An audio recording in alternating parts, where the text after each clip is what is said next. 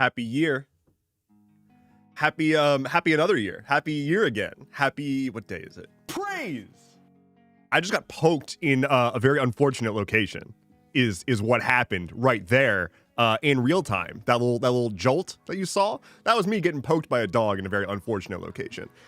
So before I get assaulted once more, let's treat the dog and then we'll figure out what day it is. Let's treat the dog. You want a treat?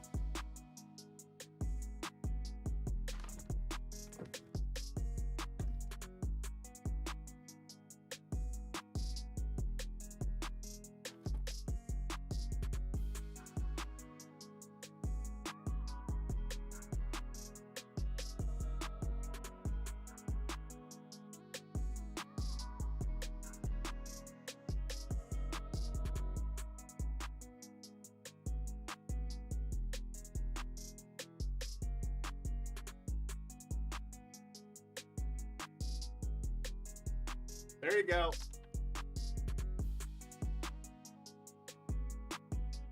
There you go. Dog has been treat. I need to hold on. Hold.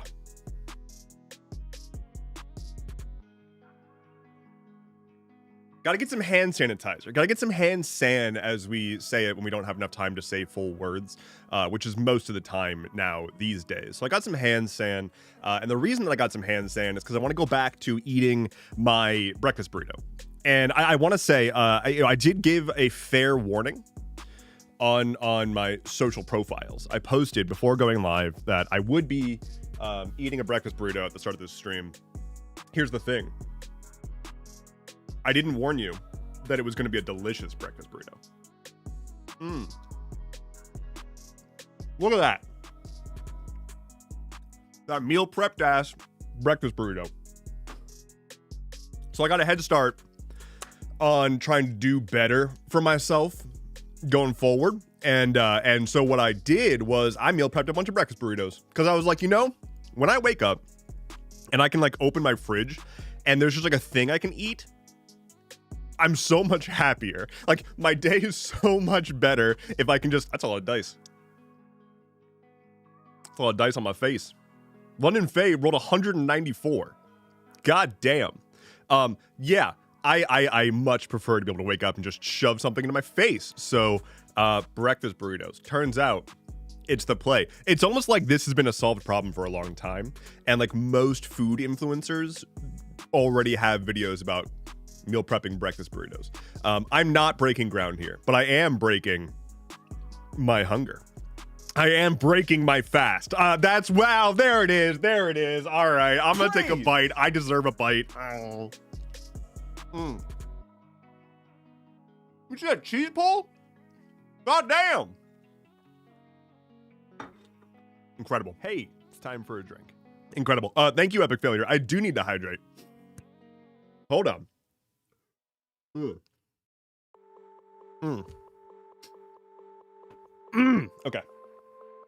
Where'd the dog go? Oh.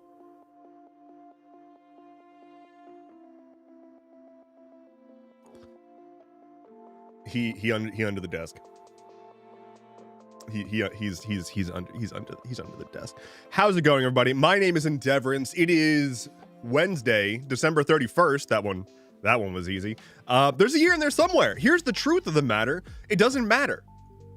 The year doesn't matter anymore. We are in a bit of like a no man's land where we're not really in 2025 because like who's doing anything today that has anything to do with like this year, right? But it's not 2026. If you signed a document, if you put your John Hancock, if you put your hand and cock on a document and you signed it 2026, that's a lie. You've done forgeries. That's crimes. So we're not really in 2025, but we're also not really in 2026. So where are we? We're right here on my stream. Good morning. How we doing? How we doing? Tiki says goodbye 2025. Indeed. It's going away forever. Dave Tom says, speaking of breakfast, since you're in tune with ethics, what's your take on veganism? What's your take on veganism? Not annoying vegans, the philosophy itself. Pardon? I am actively eating a breakfast burrito, you will recall. So that's a good question. I don't have a lot of thoughts on veganism aside from like I tried to be vegan genuinely for a little while. I got hit real hard with some like propaganda. Like I watched I don't remember what the fuck movie it was, but I watched some movie that was like absolutely like just trying to convince people that like if you eat meat or if you eat something that's non-vegan, then you are a terrible person. It had all the one-liners that sound like they're salient, but they're not. Like there's the one-liner of like, hey, why are humans eating eggs? Eggs are designed to have all the nutrients for a baby chicken. You're not a baby chicken. Why are you eating eggs? And it's like, I mean, that's an argument. It's not a good one. Like, animals eat things from other animals all the time. That said, I don't think there's anything wrong with veganism. Like, I think it's a perfectly reasonable, moral choice to make for yourself. I understand it. I think it's a perfectly reasonable, like, diet. Like the notion that if you are vegan, you're going to be like weak or whatever is not real. Like that's just nothing, right? The buffest motherfuckers that I know are vegans. Like they understand nutrition and therefore are usually not little weaklings. But yeah, like I tried to be vegan for a while. You want to know what broke me? Cream cheese. I couldn't, I was desperate for a bagel with cream cheese. And I spent months trying like every alternative cream cheese spread, like vegan style, cream cheese style spread. And I couldn't do it. Couldn't do it. The only thing that came close, and it didn't scratch my itch of like wanting cream cheese, but it was tasty in its own right, and I don't really endorse this company to begin with, but Trader Joe's has a like vegan cream cheese style spread that in and of itself is a good spread. Like I would put it on a bagel, not over cream cheese, but if I didn't have cream cheese and I had access to that, I wouldn't be upset. But it didn't make me feel like I ate cream cheese, and so I just like needed it. That said, I don't know. Like I love plenty of vegan food. I think that there is a sort of like militant side of it that is going to be anywhere, right? There's a butcher shop. There's a local butcher shop near me. Hold on. Dog's doing things.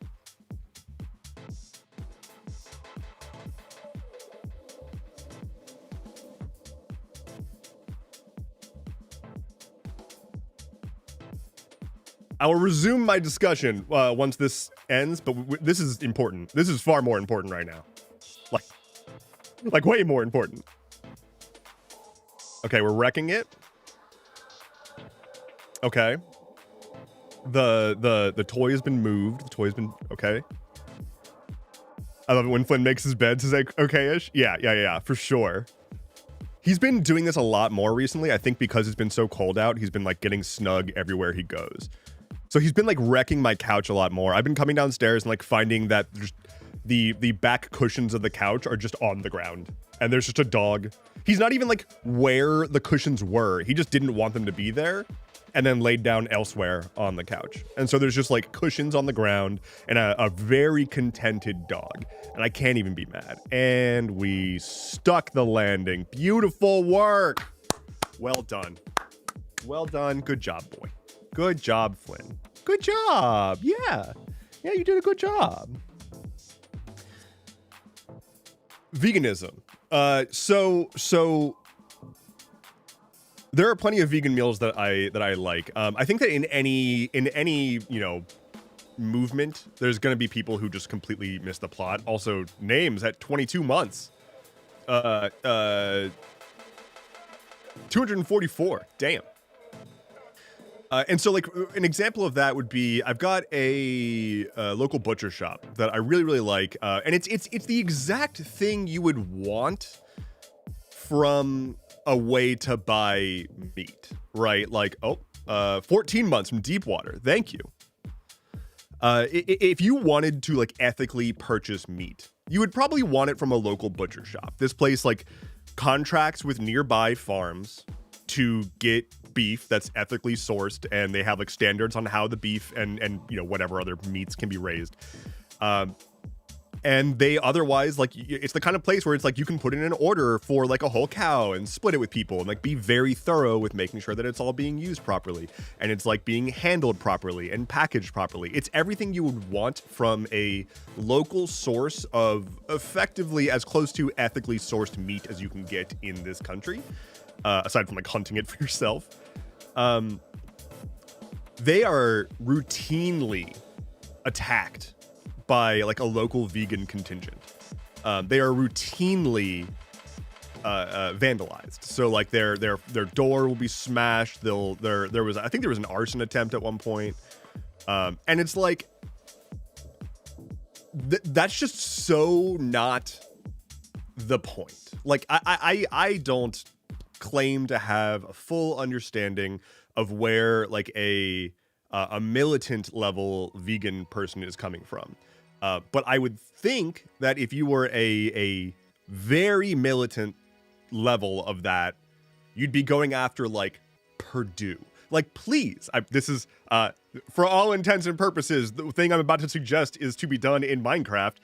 Firebomb Purdue. If you're gonna fucking firebomb a meat production facility, like, don't go after the local, might I add, lesbian-owned butcher shop. the local fixture owned by people who live here, who work with local farmers to ethically source meat while trying to operate in a facility or trying to operate in a space that is like historically not a lesbian zone, and you're vandalizing their shop.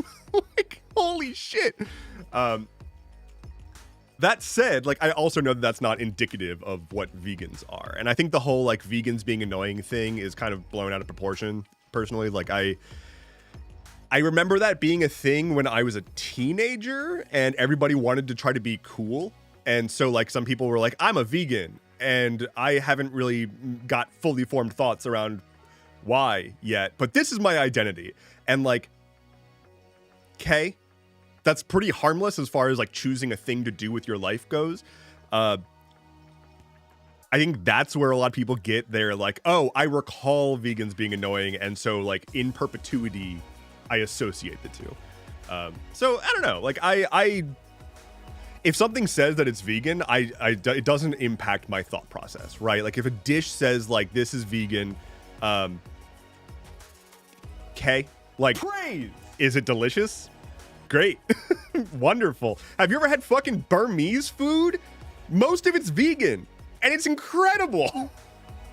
Actually, I shouldn't say most, but a lot of it is.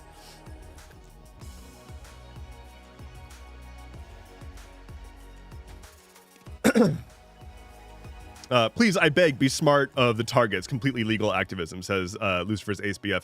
Yeah, like I don't understand where we are right now with rebellion, right?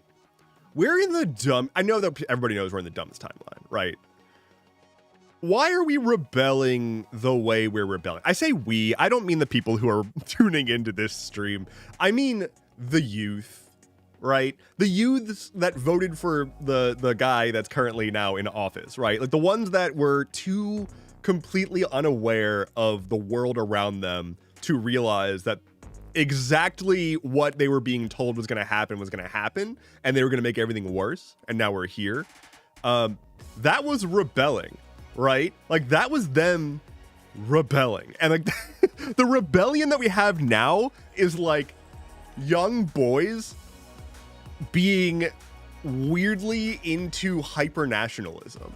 And like, what fucking level of dweeb must you be for you to be like, I'm gonna revolt against the revolt against the system. Like they're doing the I'm going to rage on behalf of the machine meme, right? Like it's crazy to go into spaces that are like conservative dominated and see the discussions there and see them cheering on government surveillance and cheering on the expansion of giving power to the administrative branch to do literally whatever they want, right?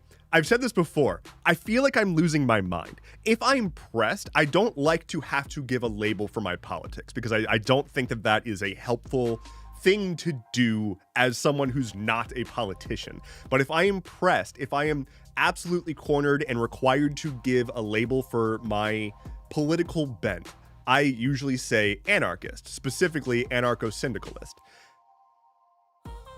I should not have stronger conservative values than the conservatives. I'm like as far left as you can go. And I'm over here being like, I think we need some more conservative principles. I think we could use, more checks on the government, more regulation in general, not having all this bullshit going on. What happened to small government? Why are we debating whether or not we should ban abortion nationwide after debating whether or not we should keep it legal nationwide? Like, hey, what the fuck is going on? And like, when did we switch from this? Like, we have another party switch, right? When did we switch from the Republicans being, pro small government against all this to like, I want the government to abuse my perceived enemies? Like, holy shit, dude. And I know that that's actually not that big of a leap, right? Like, they didn't actually make that big of a change. It's just a matter of being in power versus not being in power and how they want to use their rhetoric around actually like stirring people up and getting people on board with their everything. Like, when they are not in power, they're like, oh my God, we are being oppressed and we need small government because the Democrats use big government to oppress us. They're making it so gay people can kiss, and we can't have that. And then they get into power, and they're like, cool. So we're gonna pass a law where if a gay person kisses a gay person, we blow up the entire state that it happened in.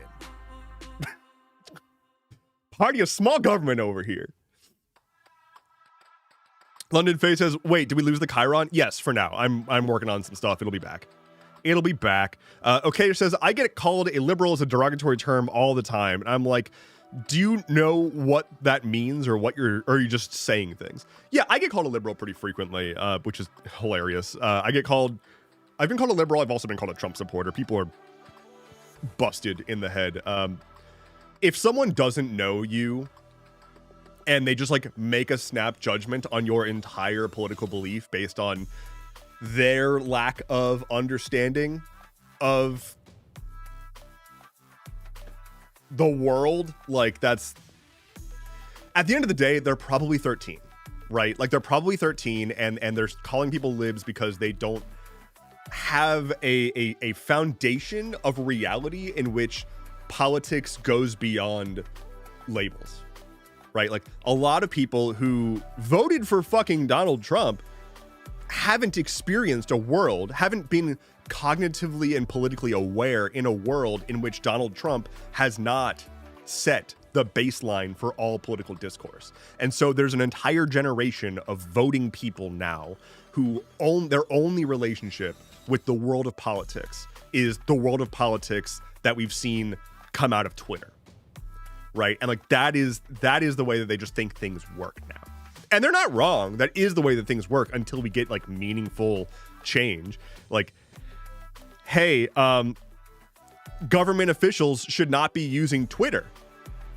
Government officials should not be posting their announcements on Twitter. I was thinking about this last night, actually. I was thinking about a lot of things last night because I didn't really sleep last night.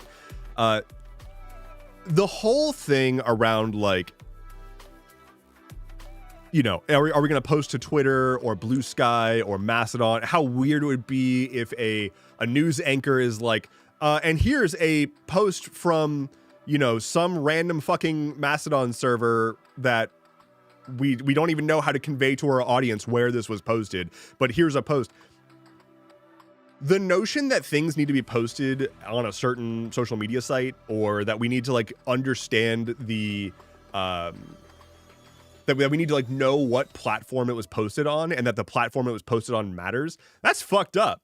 Why does it matter? Why do we frame it such that if someone posts something on Twitter or on Blue Sky or whatever, that we're like, this person posted on platform, on individual platform here, it doesn't fucking matter what the platform is. What did they say?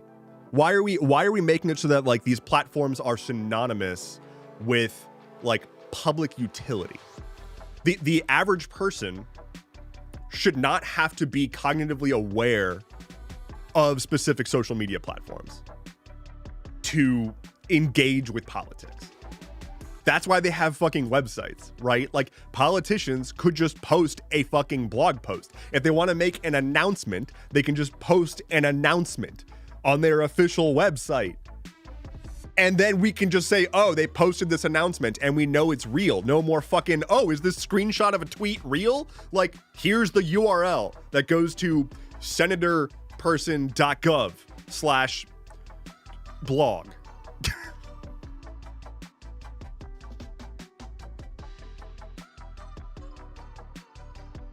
I just don't want to harm people. Is that just not feasible, says Jafar James? Here's the thing.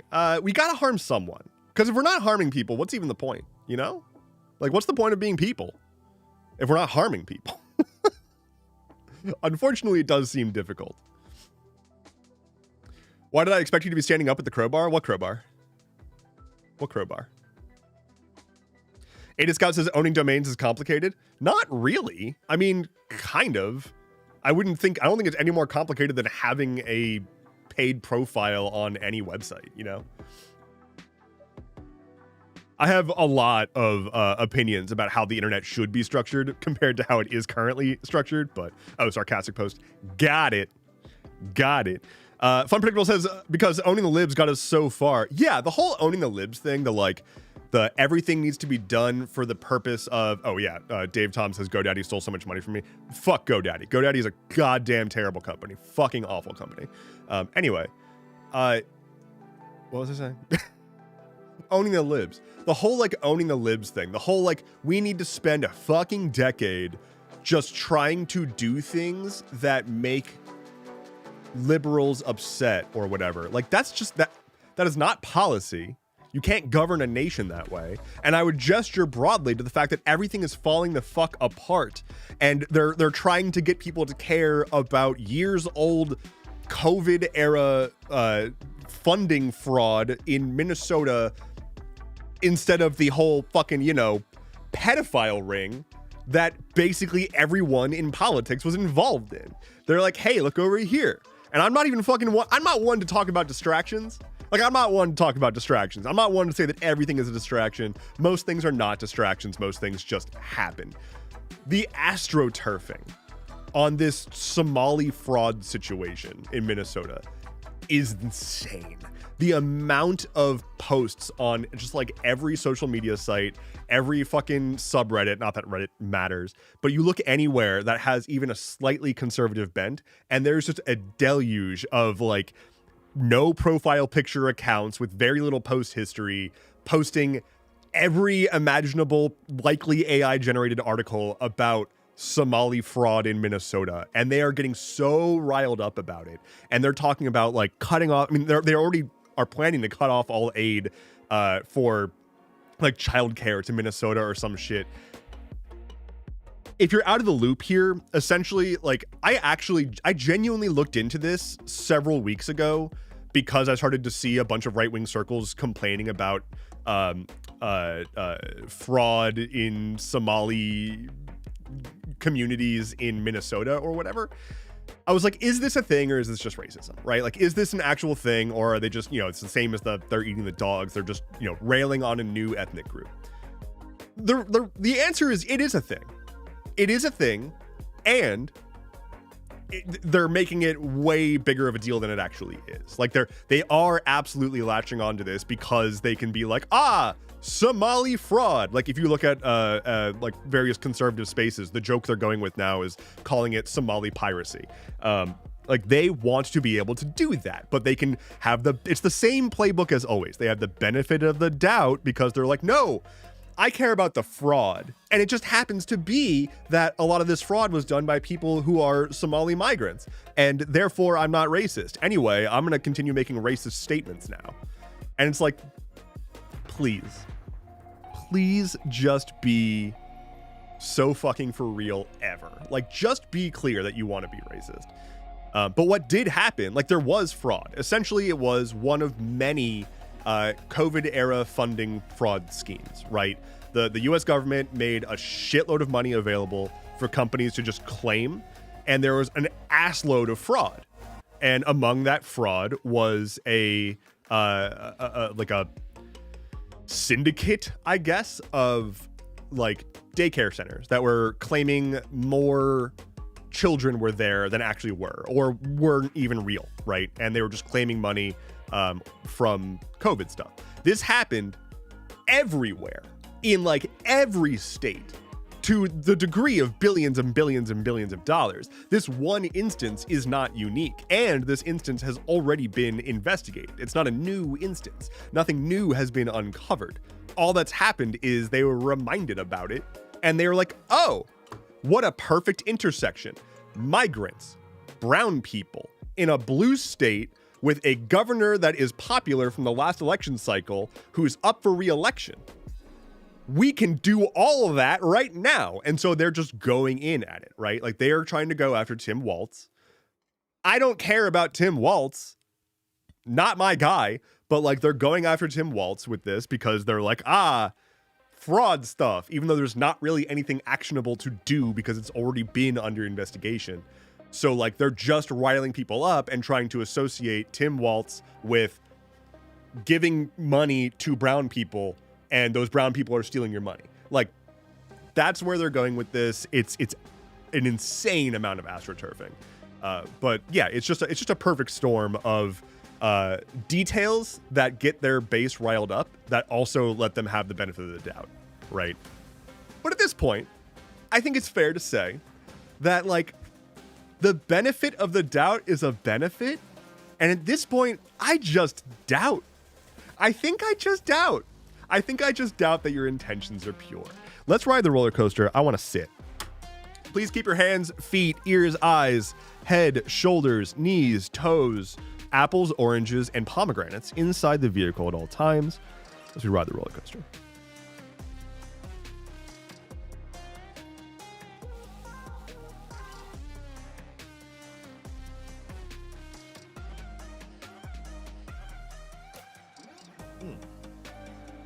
Burrito. Father, help! So I finished Expedition 33. This is a hard pivot. I finished Expedition 33, Clair Obscur Expedition 33. I have a few things I want to say. One, up front, before I start talking about this, I'm gonna take a sip. The too tasty.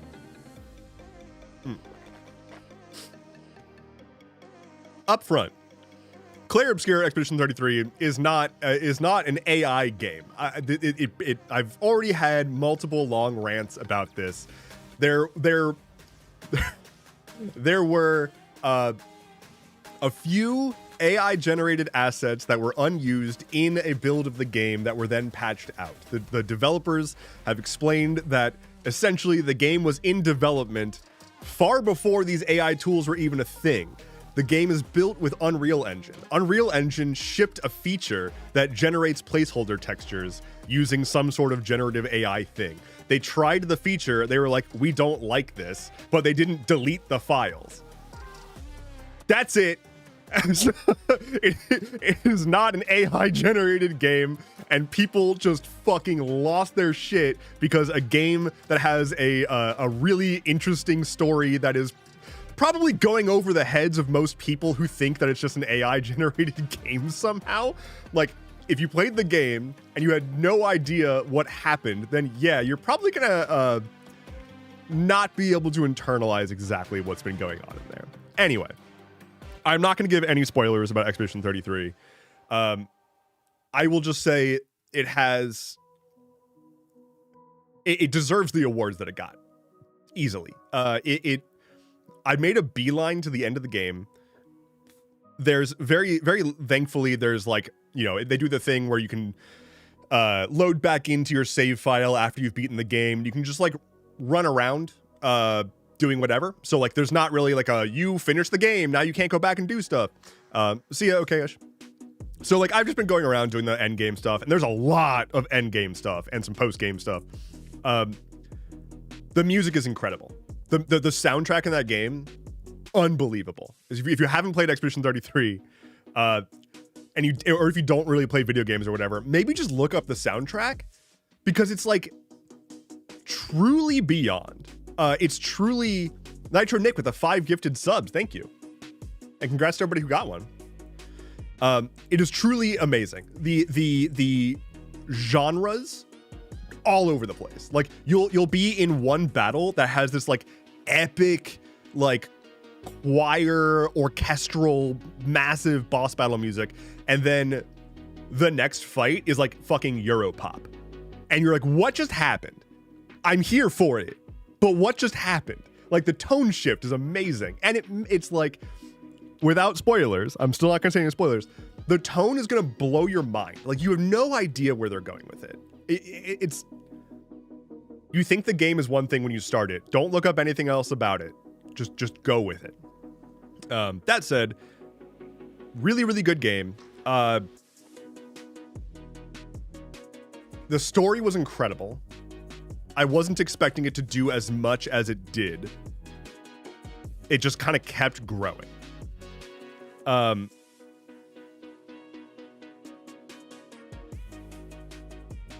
It kind of busted me.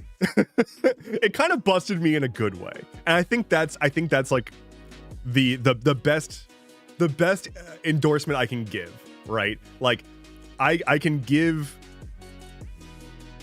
say that playing that game was the kind of thing that when I finished it, I was like, I felt sadness, right? Is that kind of game.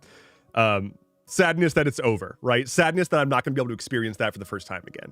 Thankfully, it's very replayable. And it's also just like, you know, not even talking about like the story or anything. Mechanically, it's fucking fantastic. Genuinely, I was having trouble like dealing with the fact that the game's combat and like ability system and just like general way that you put together builds, it was so fun to play with that I lamented the fact that I wanted to get through the story as quickly as possible, because I just wanted to know what was going on. Like it's like a puzzle box kind of a game, right? It's like watching, if you've watched Severance or Lost, like the kind of experience where it's like you're in it and you are as confused as the characters. Like the world building is happening in such a way that you need to just be along for the ride, because they don't fucking know either. So like it's just all over the place. But yeah, like I wanted to know how the story ended, and I was like, I both want to know how the story ended, and I want to big old cheer. $5 crowbars for my family. Thank you, Specs. And that added 5 million bonus points to all rolls from now on. Great. I forgot to fix that. Anyway, yeah, so I really wanted to finish the game, but I also really enjoyed playing the actual mechanics. So I'm very glad that I was able to finish the game, and now I can actually go back and do the mechanics. Now I'm just doing all the post-game stuff. It's got the classic, like, you know, endless trial building where you can just go and keep fighting forever. But it's also just got so much side content. Like, if you just play the main story, it's like a 30-hour game. If you do the side content, it's like a 70-hour game. So if you want to just blast through it, you can, or you can spend as much time in there as you want. It rules. It's a very, very good game. I'm going to make a longer video about it at some point that does include spoilers, but the whole point is don't spoilers or don't look up spoilers. Go in not knowing anything. That said, I would say if you are now considering playing the game and you haven't played it yet, but I've convinced you to play it, content warnings for the game include intense themes of grief, death, blood, French people, baguettes, mimes, and lost pet rocks. So those are the content warnings that I would give. French people, very triggering. Yeah, the game is extremely, extremely French. It's really funny because the characters in the game say French swear words a lot, but they also just say English swear words. Like if you're playing with the English dubs, it's like English and French. If you're playing with the English dubs, which is I think the standard, I'm not sure. They'll say like merde and putain and then fuck. Hope Moore says you had me at 30-hour story game. If you want a story game, right? Like if you like a game that just has amazing story. Huzzah Fancy Pants says, sorry, late, which game? Claire Obscure Expedition 33. If you want a game that has incredible storytelling with a story that you've not seen before, that's the main thing. It's like, I spent my entire time being like, I think I know what's going on. Nope, I don't know what's going on. Nope, I definitely don't know what's going on. It did storytelling so correctly. Layers upon layers upon layers of just like really interesting shit. And you're gonna have brain rot. Like I started it, I was like, this game's pretty fun. I played through the first level or so. I was like, okay, I see what they're doing here. And then I got to like the first main town kind of thing. And from then on, I was like, nope, brain rot. This is the only thing that I can think about is this game. Expedition 33 was too visually overstimulating for me to want to get into it, says Moro Idea Filth. I don't know if I got that name right. It is definitely very visually stimulating. It's a game that is like thematically about paint. And so like a lot of it is very brushstrokey, and there's a lot of like just like visual effects everywhere. But it's also, you kind of get used to it, like it all kind of like becomes normal after a bit. But I totally understand. The main thing that I felt was I get really anxious when I start a new game that I don't understand the vibe of the design. If I don't understand the way the developers design levels, I get anxious, right? Because it's like, am I going down the wrong path? Or is this the kind of game where the wrong paths are all very short and you can safely go down them and you can backtrack and it's going to be fine? The answer is like, some of the earlier levels feel a bit overwhelming, but ultimately they do design most of the games so that you're probably going to end up going down the right path. And it's not too bad. So once I kind of got past that, once I sort of started to say like, okay, I see the sort of gameplay loop here. I now understand the, frankly, overwhelming combat equipment system at first. But once you get a handle on that shit, it just becomes like really, really, like you start seeing the mainframe. Once you get a critical mass of gear and you start seeing all the different ways that things can kind of like interlock, all the different abilities and gear and skills and unique abilities and whatnot. Once you see how they all interlock, it's just like, I want to try everything. But yeah, amazing music. We also saw, or somebody else said, let's see. Trying to find, someone had a very good point. The dialogue, yes. Sen Apollo says the dialogue was really well done too. Very realistic. People talk over each other, interrupt, etc. Like a real combo. Yeah, the dialogue is really good. It feels, they feel like real people with meaningful stakes and meaningful histories. There's one character, trying to not spoil, there's one character who eventually reveals a very dark secret about their past that explains a scar on their body, and it is a brutal exchange. It's just a character talking, but I was like, I'd like put the fucking controller down and absorb it a bit. It was a lot. What are the dice for? It's just for funsies. Currently it just makes number go up, and there's a glitch. This is a fun glitch, and this is, I swear to God, this is not me just asking people on YouTube to donate money. But there's currently a glitch where if you do a super chat on YouTube, oof, that one. If you do a super chat on YouTube, it miscalculates the amount to add to the bonus for the dice by 10,000%. It 10,000 X's what I was intending for the bonus to be. So, oops, looks like we're about to hit the max on this stream. Whoops.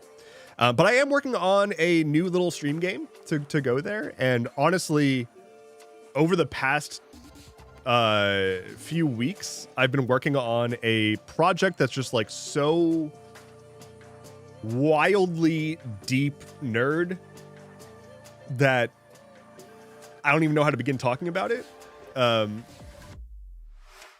But I might make a walkthrough of it on my Patreon soon. In short, okay, let me back up. For those who are new here, first of all, welcome in. I stream every Wednesday and Friday. How deep is your nerd? You have no idea. I stream every Wednesday and Friday starting at 11 a.m. On US Eastern time. This stream overlay is a custom app. So I was a software developer before I started doing content full time. And as I was a software developer, I started to not resent, but I started to lose my passion for programming outside of work, because it's just like, I like programming, but I now associate it with work. So doing content has sort of revitalized my love for just like programming random bullshit. So this stream overlay is a custom app. And when I say custom app, I mean from scratch. It integrates directly with various streaming platforms that I stream to. That's how it's building the feed over here. I also have an admin feed that is separate with more information, so I can see what y'all are saying across every platform. I'm working on adding more stuff back to it, but the reason that it has recently lost a few features is because I have again rebuilt it. This app is now using a custom user interface library that I have built from scratch to specifically be as performant and memory efficient as possible. And what's wild is how well it works. So like I have, for example, in the past used, if you've ever heard of React, probably the most well-known web UI system. It's basically what everyone uses, right? It's like essentially what most websites use these days is React. React is owned by Facebook. It is an open source project, but it's owned by Facebook. I've used React since it came out, since like late 2013, early 2014. I was a React developer for a very long time. I don't want to have to be dependent on a thing that Facebook uses. I also am a huge fucking internet hipster, and so I like to build my own shit. So for funsies, I just like built a thing to replace React. Now there's a bunch, right? There's a bunch that there's a bunch of other UI systems out there, right? Like I really like Svelte is a new one that I really like. Vue is pretty cool. Alpine, I think, is a relatively new one. Solid is pretty interesting. Lit is pretty interesting. All of these things are various UI libraries, and I have made my own now. And that is powering this. It has been a wild fucking ride, but I essentially wanted to just challenge myself to go as deep into proving to myself how thoroughly I can like work with web browsers and build a thing to make web browsers efficient. And so that's where I have ended up. So it's way more powerful than I need it to be, kind of by accident. I didn't expect for it to get this strong, but it is now genuinely, I'm finding myself being like, hey, I really like this, like more than the market competition. So I'm just gonna go ahead and use my thing now. So I'll be building some stuff with that, and I want to do a walkthrough of like what I've made and like why it matters. But that's what I've been doing for the past like couple of weeks. It's just throwing myself at really pushing my limits of my understanding of computer science, optimization, and like runtime efficiency. If you take computer science classes in like college or whatever, you learn about efficiency, like computational efficiency, which is essentially a theory of determining how fast a given algorithm can be, and like essentially optimal algorithmic speed would be instantaneous, right? A instantaneous computation, and anything beyond instantaneous is worse. So like the idea is there's a notation for saying this algorithm is this efficient. It's this far from being instantaneous. And that's a huge part of computer science, like a huge part of computer science. And it's a huge differentiator between people who understand computer science and people who are like coders, right? A person who just like learns to code can like brute force their way into making something work, but it probably won't be like the most efficient way to do it. And that's fine 95% of the time. If you want something to be as efficient as possible, if it's like a mission critical thing that needs to run efficiently, quickly, or whatever, you need to know what you're doing. You need to design the algorithms to be fast, because otherwise like the same operation may take hours or microseconds, depending on how you design some stuff. I'm gonna stop talking about that now. We skip that in programming stuff for art/game/general websites. I hope more. I when I was in college and I had I went to a college for computer science, and I got a computer science degree. I remember going into a class in my a class session for my algorithms class that I was in, and my professor was like, if you are here and you intend to become a web developer, you are wasting my time, get out of my class.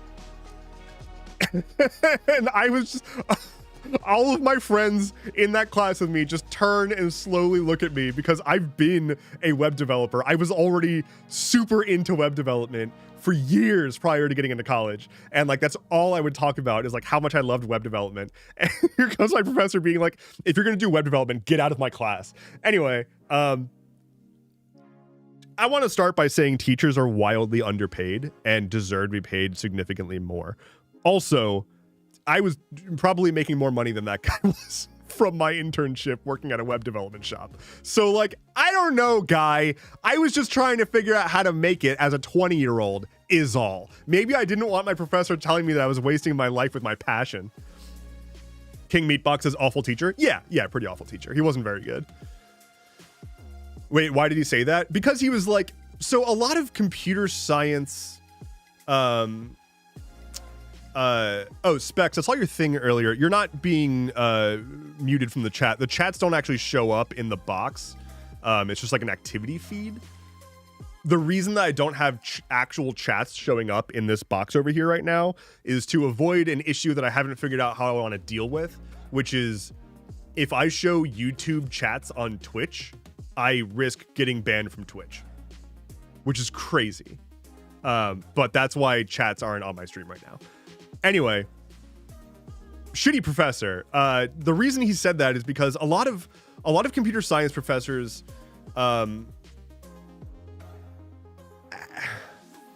they're in it for the theory, right? Like they're in it for the computer science.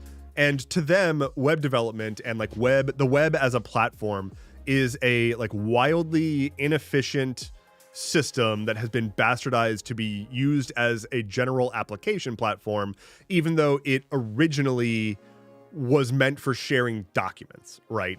The internet is a document delivery format, right? HTML is hypertext markup language. Hypertext is a format of documents. HTTP is hypertext transfer protocol. When you go to http:// a website, you are receiving a document. That's all that's happening, right? When I say document, I mean like text on a page, headers, body text, buttons, inputs, stuff like that. What we've done with the internet is turn it into a general purpose application platform. Fucking Canva is a web application. Canva, like the foremost popular image manipulation app right now, is a web app. That's crazy, right? Like this is supposed to be for reading documents, and instead we've built a creative suite in it. Now, that is essentially the argument that professors make, right? Like, it's not pure. It's not the way that we were supposed to do programming. I would argue it's incredible. It's the best we've got. Everyone has a browser, and if I can write some code that works in a browser, that means I can write some code that anyone can just run. That's so powerful. And that's really fucking cool. And if you can't see why that's actually cool, then like, I don't know, dude, maybe you're a little too lost in the theory. But like, that's what a website is, right? You go to a website and that is just like, you are asking for someone else's code to run on your machine to give you whatever user experience you expect. That's really cool. It's an application delivery platform. That's where we're at now. And you know what? I'd rather do that than try to get everybody to install my latest updates, you know?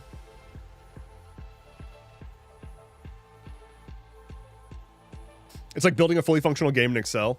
I've kind of done that before when I was desperately bored on a family vacation once. Hey Dev, want to do my programming? I'd rather source it to you than an AI. Look. No.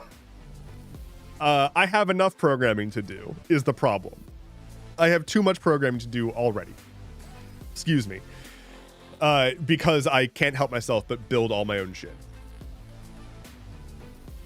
Also, AIs, god damn it. I was scrolling. And I got a video from a dude who was like, y'all, we've essentially reached general artificial intelligence with Claude Code. Anthropic has, Anthropic Claude 4.5 or whatever is impressing career developers on Twitter. He was like, if you're not on Twitter in tech circles right now, you're completely missing out on everyone talking about how like this is incredible and like changes the world. And it's like, you have no idea what you're talking about, do you? Like, you straight up have no fucking idea what you're talking about. No actual major contributor to computer science is out here like, damn, all these AIs are really doing incredible things that are changing the world. Like, no. In fact, I just saw, let me find this. This was shared recently. Yeah, a Blue Sky post from Rob Pike, who is the guy that made UTF. Like, the dude that made, you know how emojis exist?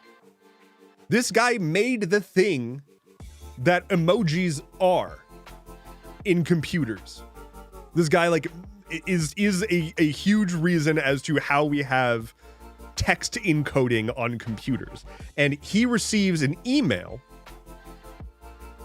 from Claude Opus 4.5 model. Dear Dr. Pike, on this Christmas Day, I wanted to express deep gratitude for your extraordinary contributions to computing over more than 4 decades.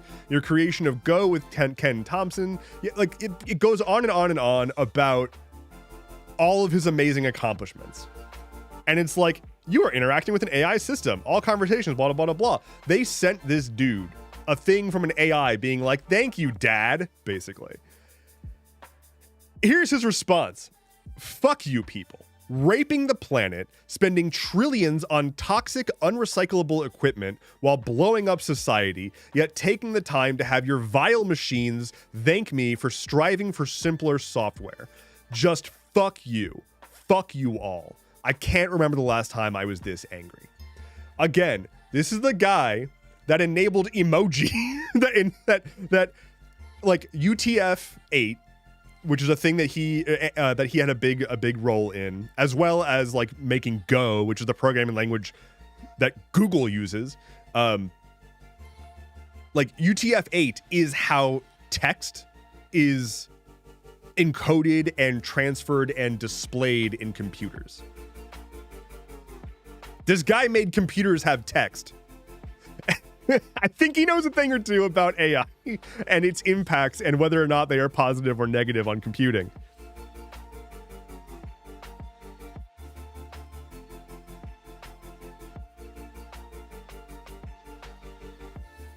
They could have at least sent it on Father's Day, so it's kind of doing the needful. Wow. Yeah, it's fucked. We are not near artificial general intelligence.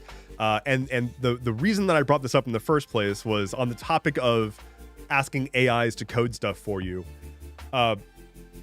They're getting worse at that, I feel. I stopped using like any, I turned off any AI like assistant tools in my code editors a while ago.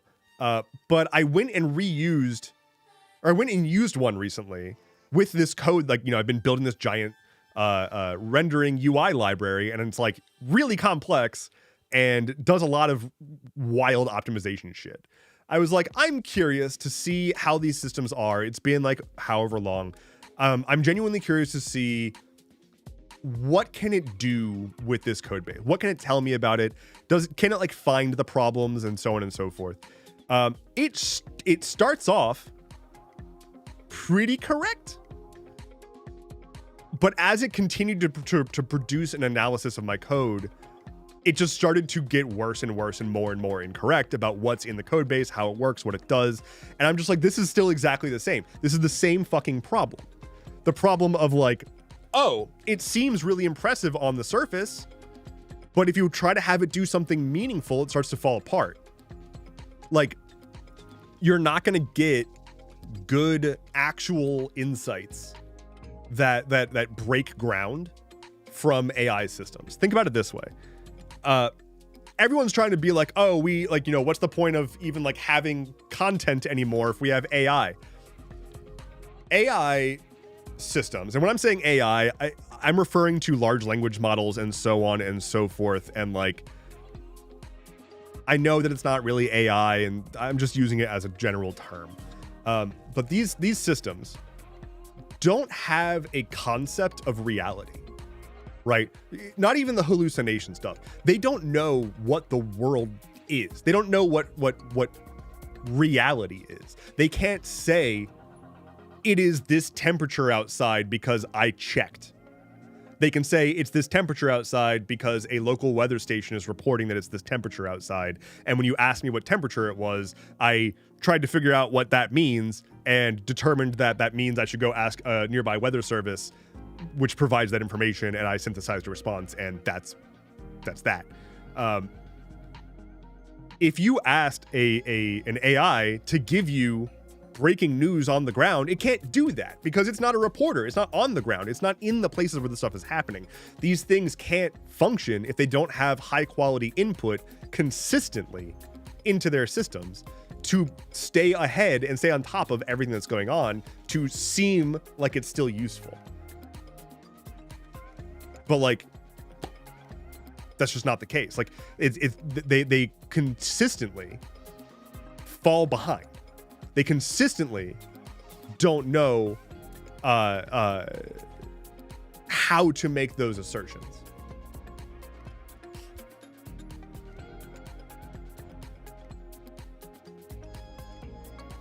My Alexa gave me a wrong forecast because of the name of the nearby town. It gave me weather from a similarly named town across the country, says Hope Moore.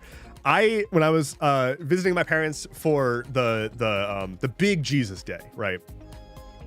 when I was visiting my parents for the Big Jesus Day, and my mom was trying to convert teaspoons to cups, milliliters. I forget specifically. She was trying to do a very basic cooking conversion, just between two units, and she has an Echo or whatever, and she's like, Alexa, what's 3 teaspoons in milliliters? And Alexa is like, I found this from convertunits.info. According to the website, if you have a teaspoon, then it might be useful to, or it might be equivalent to this many milliliters. But that, and just like kept going on and on and on. It didn't just fucking say the answer. It like looked up a website to try to figure out what converting milliliters and tablespoons or teaspoons or whatever entails, and then started like reading off the like basic concept of converting units. That's not helpful. That is a huge step back. It used to just say a number. It used to just be like, oh, it's this much. And like that was kind of useful. The main thing that like hands-free, you know, whatever you want to call them, assistant boxes were useful for, I think, aside from just listening to your conversations, the main thing they were useful for was shouting a question when your hands were busy because you're cooking, right? My hands are covered in chicken. I've got chicken goop all over my hands. Can I get this answer real quick without having to clean my hands and wipe off my phone or whatever? Jesus birth or Jesus zombie day? Jesus birth, I think. Although isn't it contested? Isn't Christmas not actually when Jesus was born? Because like the Catholics were mad at the pagans and they were like, stop fucking. This is Christmas now. I think that's what happened, right? Right? Am I wrong? Christmas, pagan, orgy, Catholics, England. This is gonna come up with something fucking crazy. Okay. Worldofwine.com banning Christmas.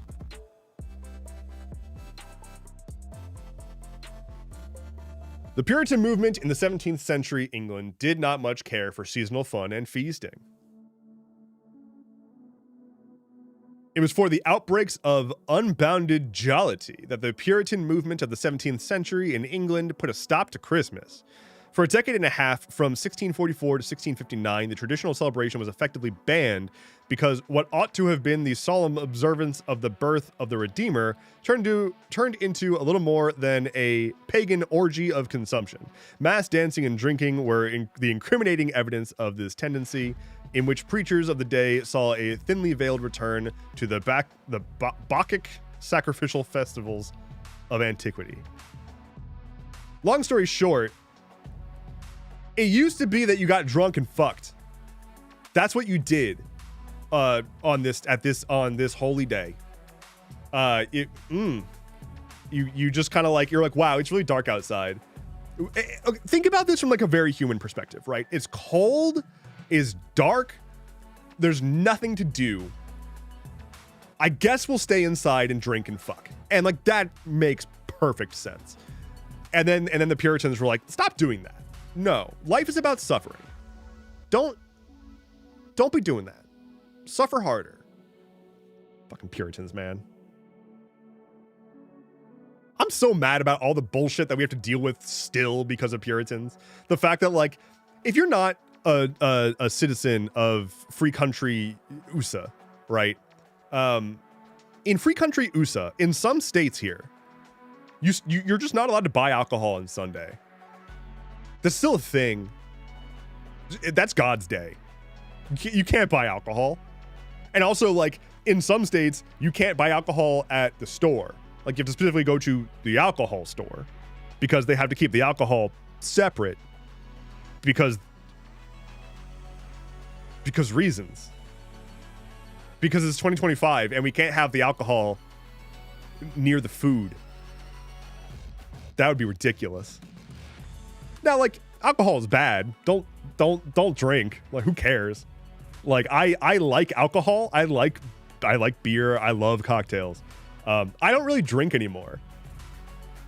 It's a problem that I like alcohol but don't drink, because when I do drink anything, I get immediately drunk and then immediately hungover. But like, I don't know. I'm okay with not drinking. It's fine. And I don't have to go to 2 stores. Louisiana has drive-through daiquiris. Yeah, it's very different based on the state that you're in. I think Virginia is one of the most notable examples of, like, I think every Virginia liquor outlet is state-owned for some reason. I know there's a county in Maryland that is like it's one county that has a different system of distribution for alcohol, whereas the rest of the state has a 3-tier distribution system, which is the producer to the warehouse to the store, right? There's a 4-tier distribution system in one county in Maryland, where it's the producer to the, I believe it goes warehouse, then to the state, who then distributes it to the stores.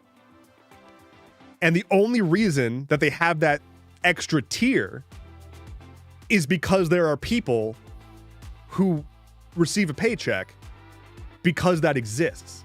Like, there's not a reason to have it logistically anymore. It causes so many headaches. Like, I knew some people who worked in like the brewing scene in Maryland, and they're like, this is such a fucking problem. But it's like, we can't get rid of it because that will ruin jobs. That'll get rid of jobs. Like, okay. I feel like that's not a reason to keep a bad system around forever. Cough, cough. The American healthcare system.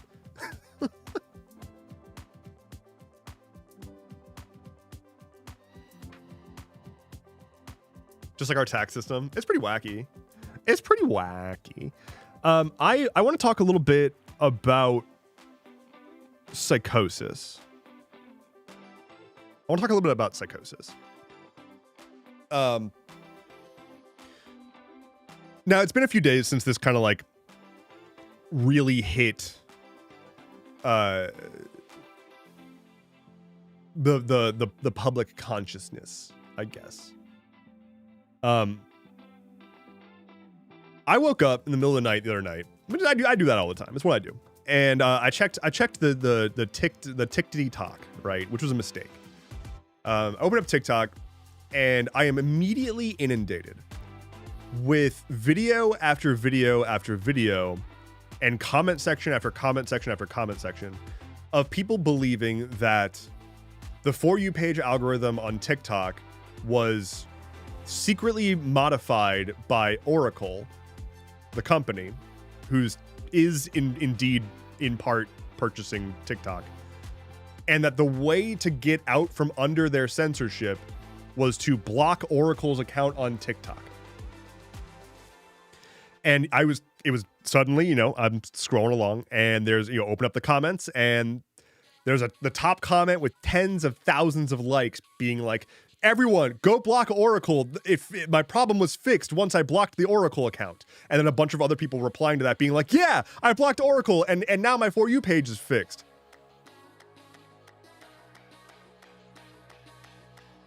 I wouldn't have seen this video if I didn't block Oracle. Yeah, drift over time. Yeah. It's painful. It's painful how little people understand at this point about the devices that they spend so much time using. What probably was happening was people blocked Oracle's account because someone told them to block Oracle's account. And when you do that, when you block any account, the app needs to go request to the servers, hey, I need a new list of videos that don't include a newly blocked account. And therefore, your For You page is refreshed. Now, there were the issue that led to this was right before people started to do that. Like, the thing that led them to blocking Oracle, the thing that made them feel like their For You page was being messed with was, yes, the For You page algorithm got wacky. There was like a day where it was showing a bunch of old videos to people. This is not the first time this has happened. Far from it. This happens like once a quarter, and it's usually just like a bad deployment on their end, or it happened like right before Christmas. Maybe something went a little wacky and nobody was in the office to fix it at the time. Maybe they have started testing a new algorithm that was far too aggressive and didn't work properly, and they had to roll it back. Who knows? But blocking Oracle's account didn't do anything. This exact same thing happened at the beginning of this year.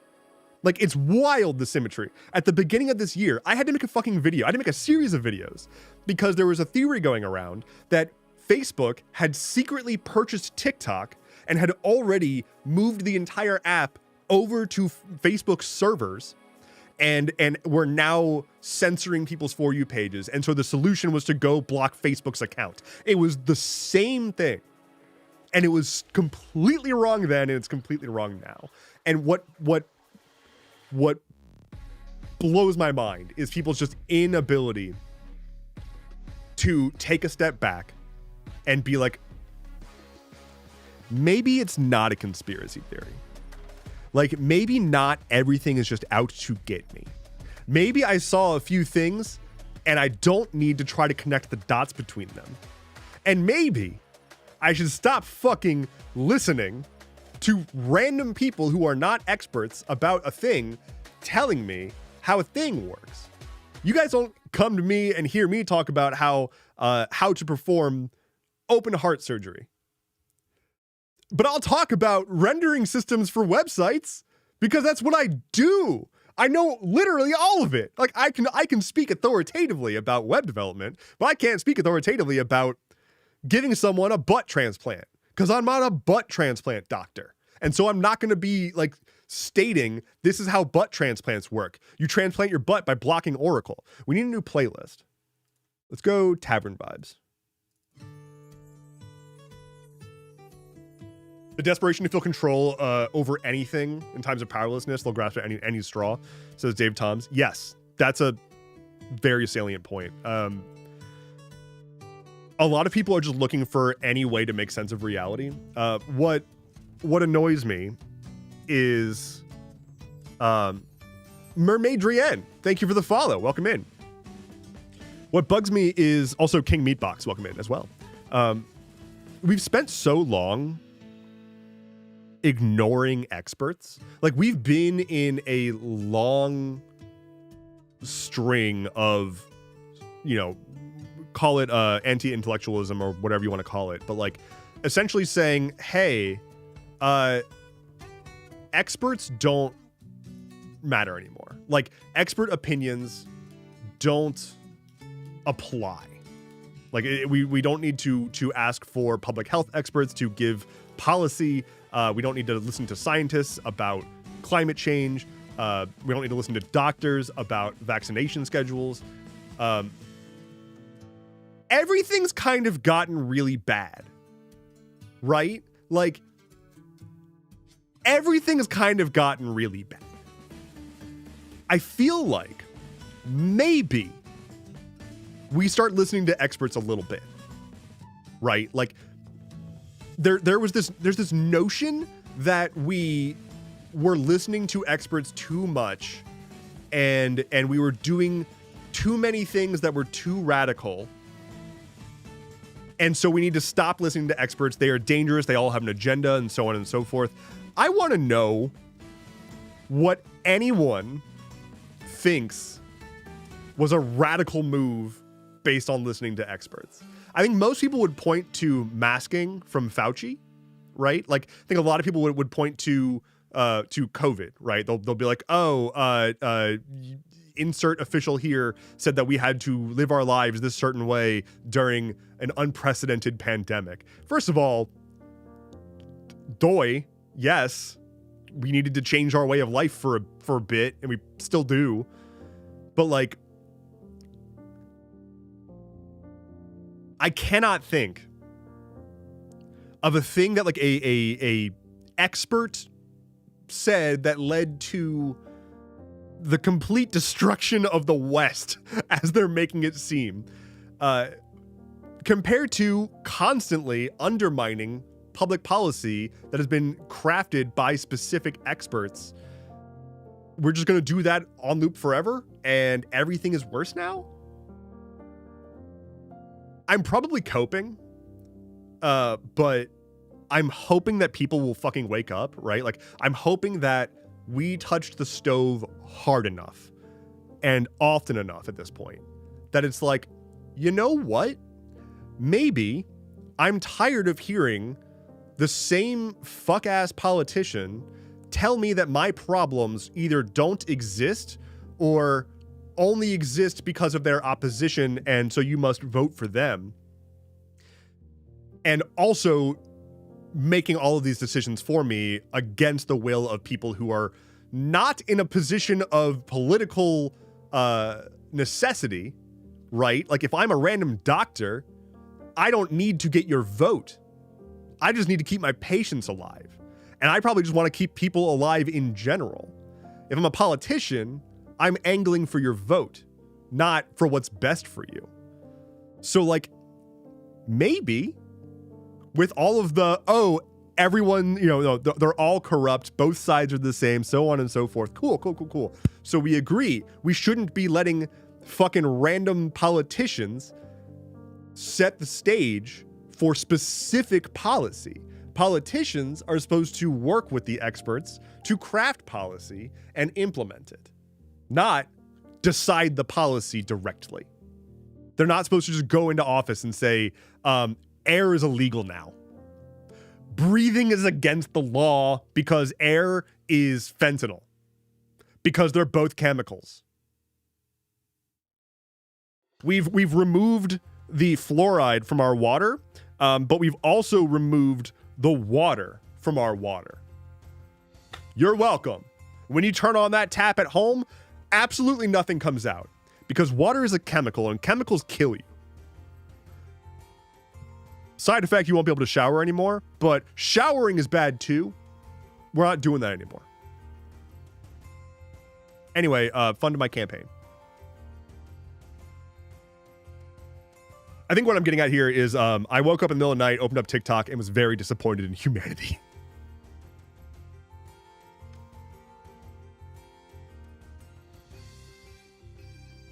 Someone asked about the someone asked a while ago about the Trump branded battleships. The guy does not realize, like,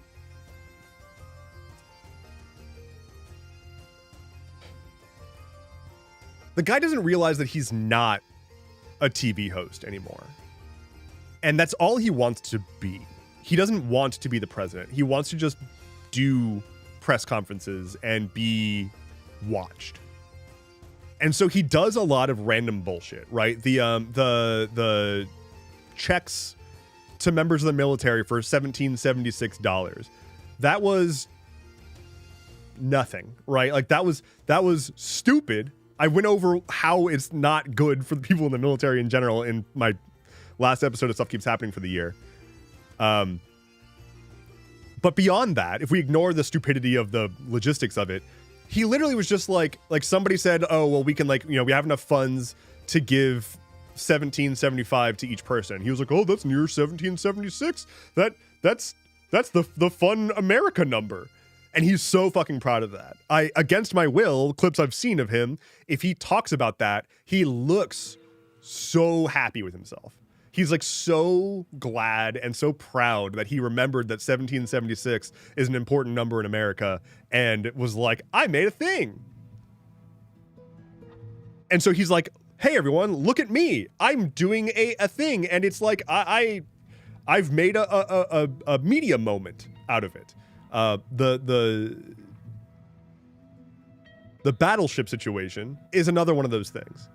There, like, no military strategist is out here being like, we need battleships. That's the problem, is we don't have battleships. No one wants this. No one cares, and it's not going to happen. I want to be super clear. We're not going to be seeing these. Straight up.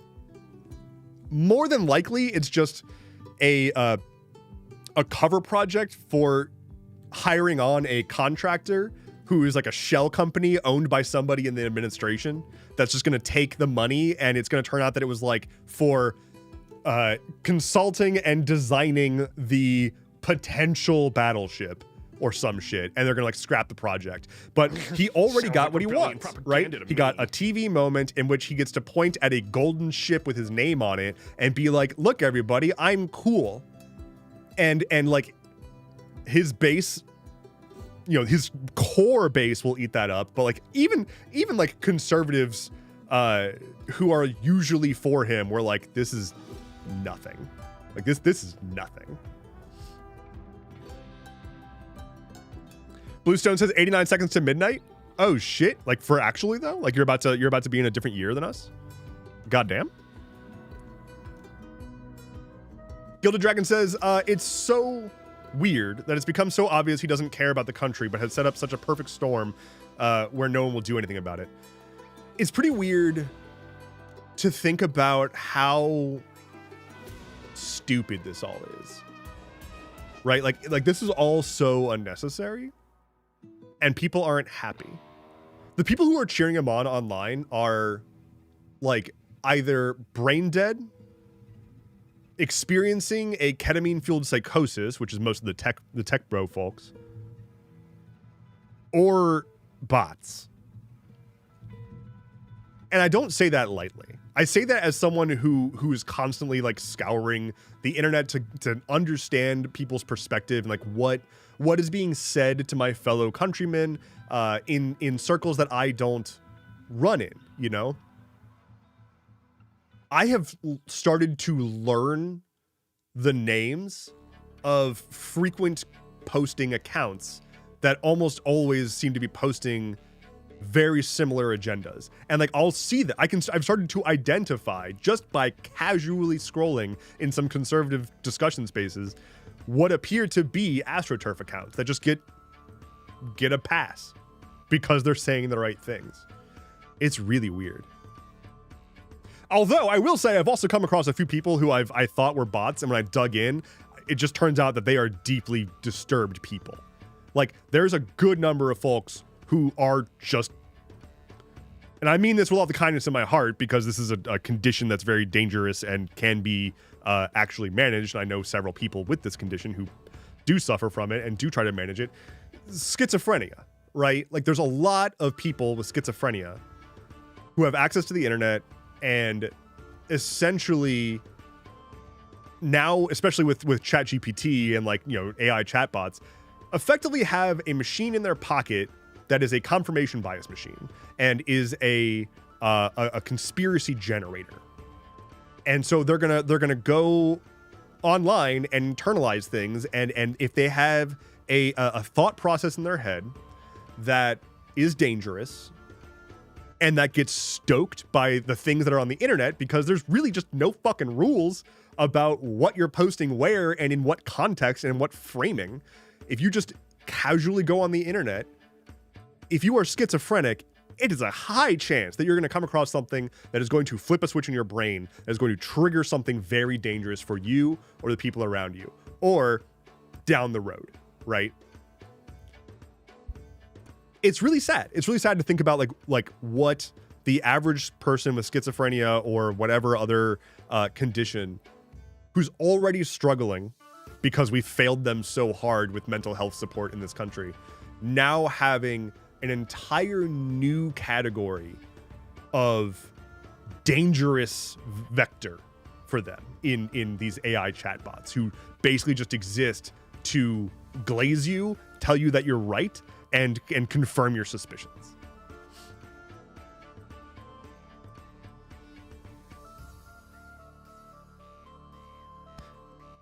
Spec says, I know nothing of coding / programming, but know leftist champion / tools / weapons useful for self-defense against fascism. Crowbar for prez. I'd be happier with a crowbar for president. I'd be happier with no president. I don't want a president. I don't think that we should have a president anymore. And I also don't think that we should have most of the way our government is set up. So that goes down a rabbit hole that's not necessary. I don't think that we should have most of what we have, but we do. And so I operate as such. And to Dev's point, he's got major mental issues for his time in the army. Oh, I missed your first point. My father-in-law is so far into the muck of the GOP that even when he admits he doesn't know enough about a subject, he just refuses to believe that he can be wrong about his beliefs. And to Dev's point, he's got major mental issues from his time in the army. Yeah, like it's not, for a lot of people, it's not their fault, right? Like they're predisposed to being screwed over by grifters. And like that has just reached a critical mass. I think a part of it is, and this is going to sound so fucking rich coming from me as a random white dude on the internet with a podcasting microphone. Fewer people should have platforms. In fact, like most people should not have a platform. I don't even really know if I should have a platform. The notion that you are entitled to being able to put whatever you want on the internet with no repercussions is insane. It is genuinely unhinged. Think about that for a second. Really think about that for a second.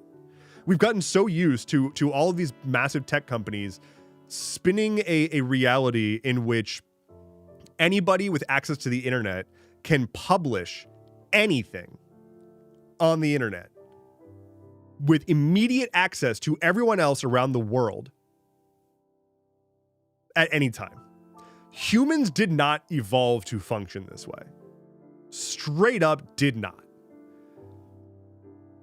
And we went right past any notion of platforms that give, or websites that give people a platform to publish whatever they want, having a sense of responsibility over that stuff. There was a bit of like trust and safety in social media where it was like, you know, these teams are people who are trying to make it so that our platform reduces the amount of harassment between users or whatever. But it's not really like, hey, maybe we shouldn't allow someone to make an account called Real News Now with a newspaper as their logo, looking all official and just posting whatever the fuck they want as if it was real and just spreading lies. Like the US fucking brain dead ass argument is freeze peach. You can't prevent somebody from being able to post whatever they want on the internet because free speech and blah, blah, blah, blah. Like, that's not how it works, one.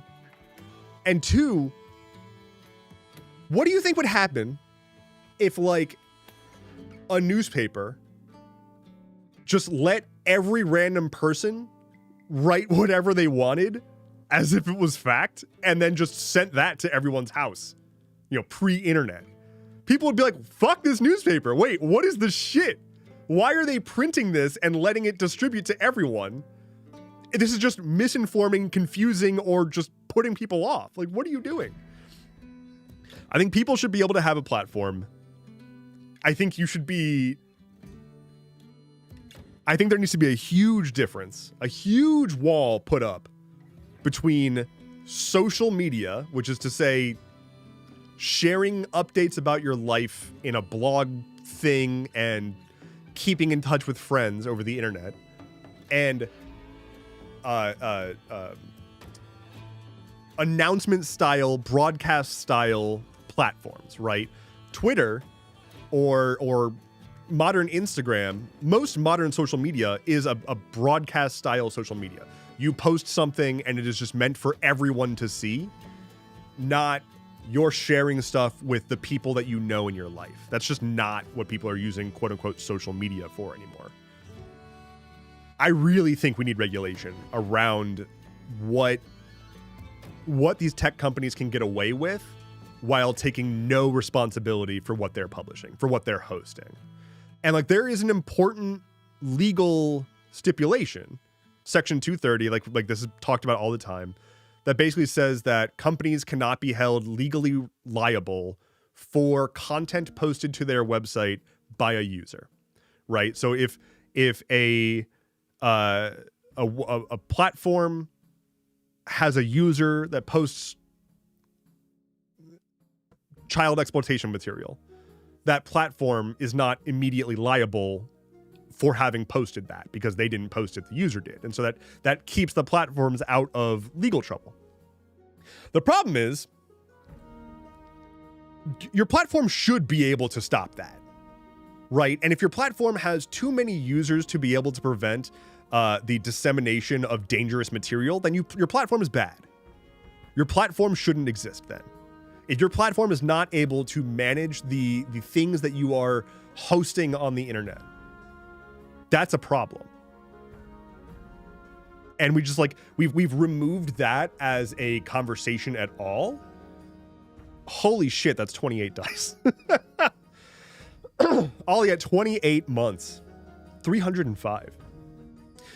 Yeah, like we've removed the notion of like, hey, maybe publishing literally anything that you want on the internet is a dangerous privilege to have, you know, and not a fucking inherent human right. You prattle on longer than Jordan Peterson? I don't know what that means. I don't like Jordan Peterson. Brother, that's more controlling than what China does right now with the content creator regulations. They're still more lenient than what you propose here. Yeah. Yeah, I mean, like, I'm not saying it's realistic. I'm not saying that this is a thing that will happen or can happen. I'm saying, like, as somebody who has spent my entire life like doing internet things, building stuff for the internet, building platforms for the internet, and then having a career pivot into doing content creation, leveraging said platforms, my takeaway is I think it's fucking terrifying when I see creators saying things like Iran just declared war on the US, the EU, and Israel. Right? Like that was another, like I open up TikTok and I see a massively popular creator who I've seen before but I don't really follow or care about, but post a video being like, why did I just find out through TikTok that Iran declared war on the US and the EU and Israel? Like, oh my God. Like that video had 500,000 likes when I saw it. Thousands of comments of people being like, I can't believe that we're about to have World War III. I'm gonna get drafted, like blah, blah, blah, blah. There are likely millions of people because of that video walking around thinking that Iran declared war on the US and the EU. That is not at all what happened. And the only reason that that video was made was because that person didn't understand what actually happened, didn't fact check it, and even if they did fact check it, they didn't have the context and capacity to understand that that's not what happened. And they turned around and told their 1 million+ followers, we're in a new war. And we're not. Like, what the fuck? That's terrifying. Like, we shouldn't be allowed to just do that. You know?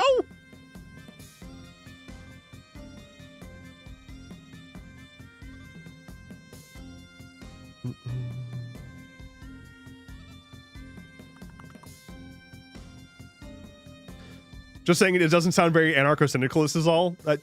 It's like I said, it's why I don't like to give a name for my politics. Like, I would identify most closely with anarcho-syndicalism. I think the idea that you need to all of your preferences, views, beliefs, and approaches to solving current problems need to be end game solutions, right? I think there's a huge problem of tech literacy, of a complete misplacement of values with what the internet is and does for people. I think we need a fucking reset. And I think to do that, we need to get rid of the players in the space that are currently sucking all of the air out of the room and preventing any critical analysis of the internet at large. And to do that, we need actual regulation. Also, anarcho-syndicalism does not mean no regulation and no rules and no anything. Like, if we had an anarcho-syndicalist society currently, all of this tech stuff would be controlled by the workers at large, not random tech executives on their yachts. Local celebrity says, "Are you not worried that repealing Section 230 will further entrench major players?" Yeah, I mean, like it's like I said, like 230 is a complex thing, right? There's the legal protections of not having to deal with the legal blowback from things that people post on their platforms. And the reason that Section 230, if repealed, could be dangerous to smaller platforms and help entrenched platforms is because it basically makes a moat, because those entrenched platforms have billions and billions and billions of dollars and massive legal teams that can push back on lawsuits. Smaller platforms that are up and coming don't.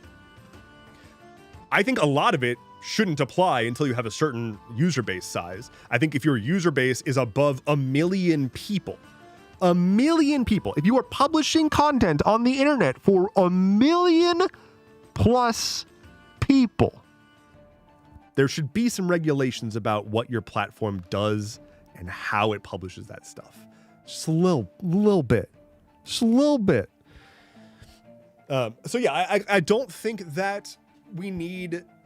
I don't think that like repealing Section 230 fixes a problem, right? Like repealing Section 230 gives us a different problem.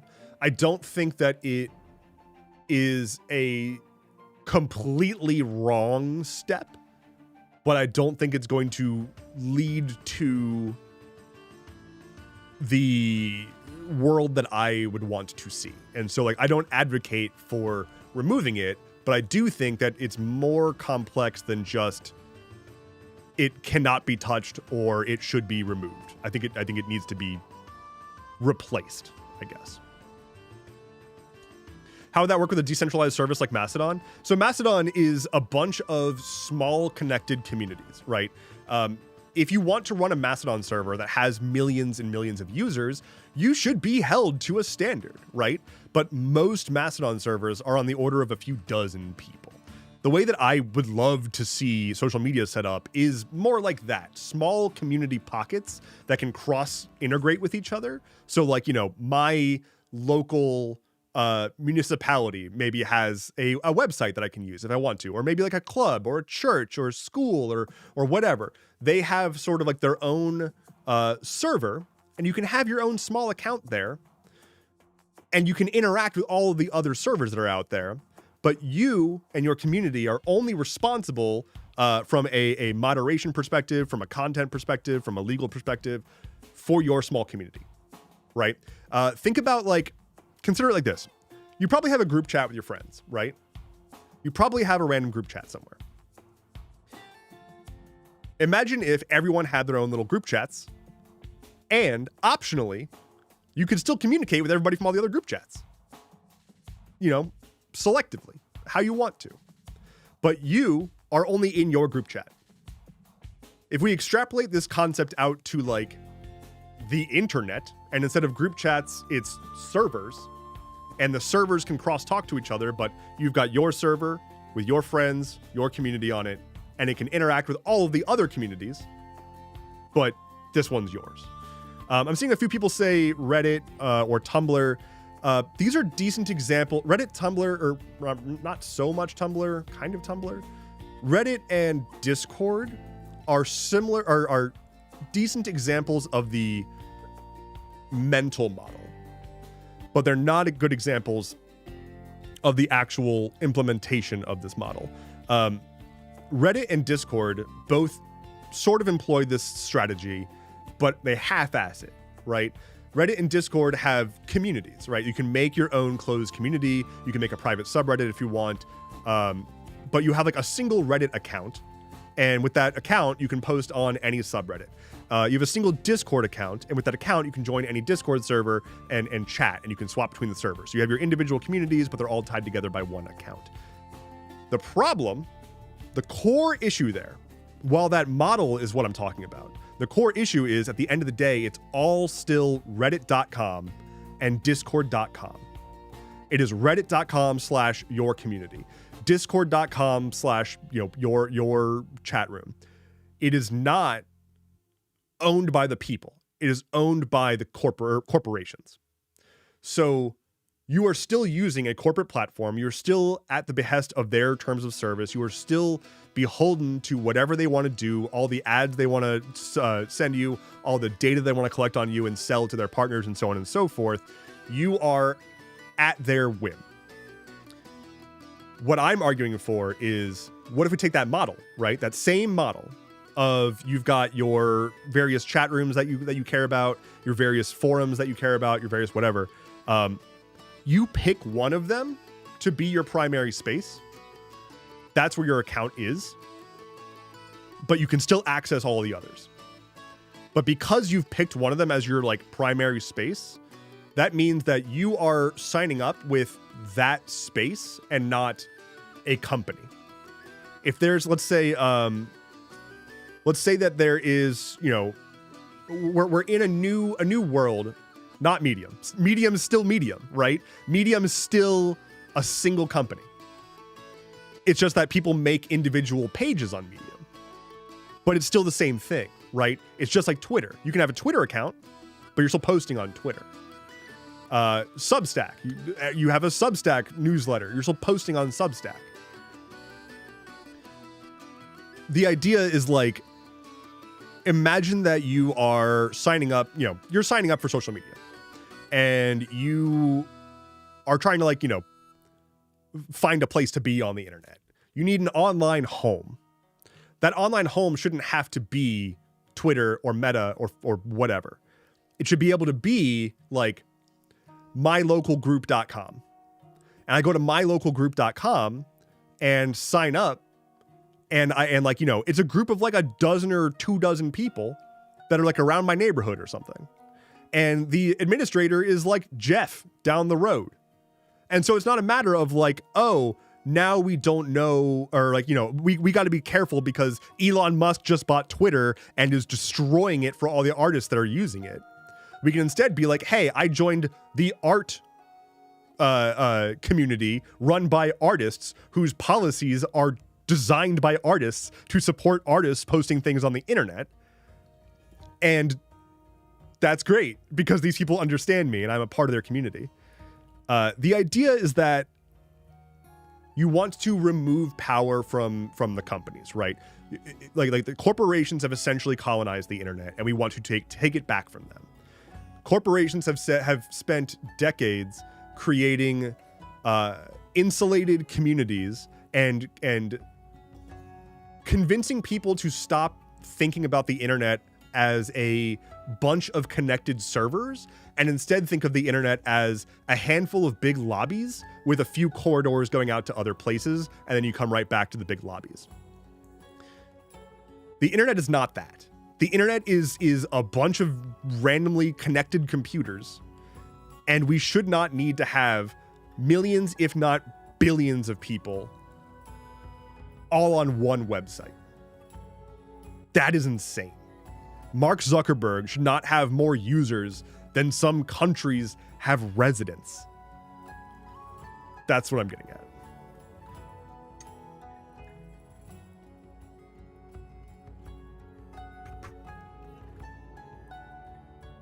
Have you seen the state of local Facebook groups? I don't know if I want them moderating, TBH. Yeah, it's a big shift. All of this is pie in the sky. Everything that I'm saying is if we could tear it all down and wave a magic wand and put it all back.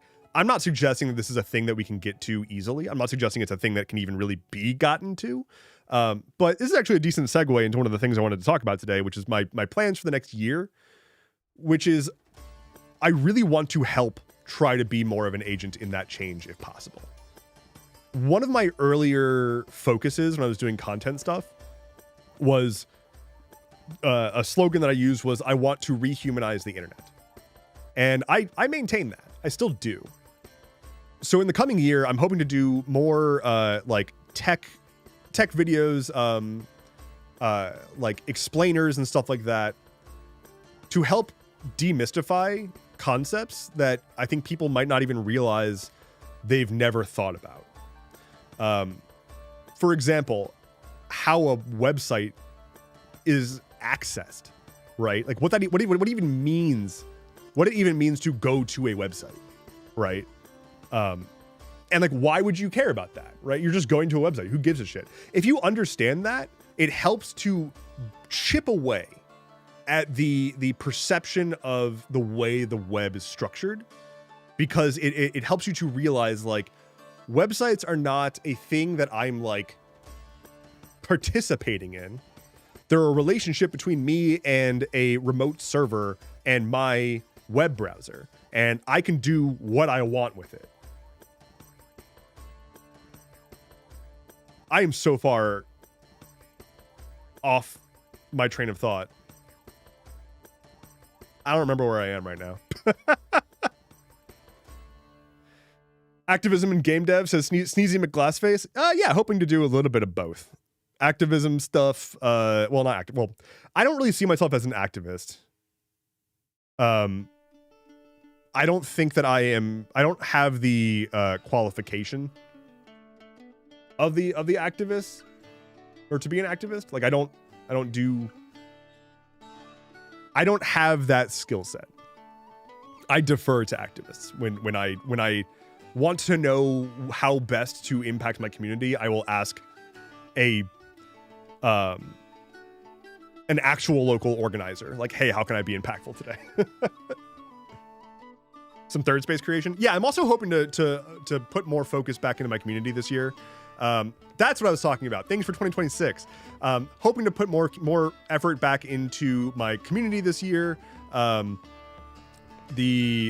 Discord server. I have a Mastodon server that I run. So like, I'm not just spewing this, blindly. I run a Mastodon server for my community. If you're a member of my Discord, you can join it. But I want to open that up more broadly. Make more tech videos. Obviously still do stuff keeps happening. Hoping to just do more content in general that just makes people feel informed but not spooked. I'm also planning to do more gaming content. So HOAs for the internet sound bad, but that's because of how we've been trained to use the internet so far.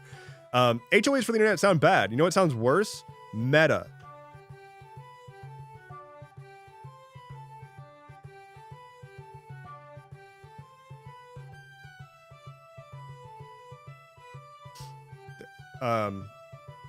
Yeah, like perspective, it would be messy. It would be confusing and messy. A lot of people would stop using it. I think that's okay. I think that's okay. I think that's a good thing. I think it's a good thing.